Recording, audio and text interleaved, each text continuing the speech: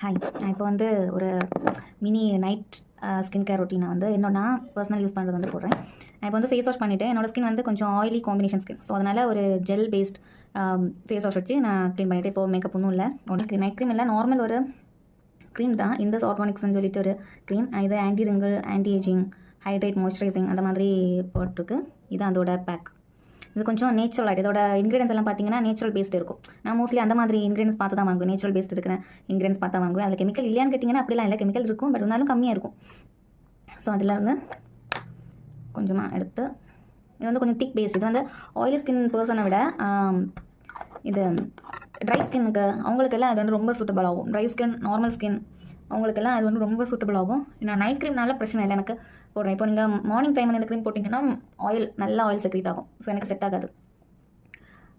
நைட்னால பிரச்சனை இல்லை, நம்ம தூங்கிடுவோம் தானே, அதனால் பிரச்சனை இல்லை. வந்து ரெஜுனேட்டிங் ஸ்கின் க்ரீம் இந்த ஆர்கானிக்ஸோட நான் 2-3 இதை யூஸ் பண்ணியிருக்கேன், நல்லாயிருக்கும். அதுக்கப்புறமா லிப் பாம். இது வந்து ஒரு ஹோம்மேட் லிப் பாம். அது ஒரு நார்மல் நம்ம லோக்கல் இதில் இருந்தால் ஹோம்மேட் லிப் பாமாக நான் வாங்கியிருக்கேன். அதாவது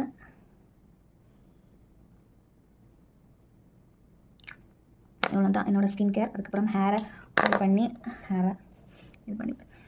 ஓகே, பாய்.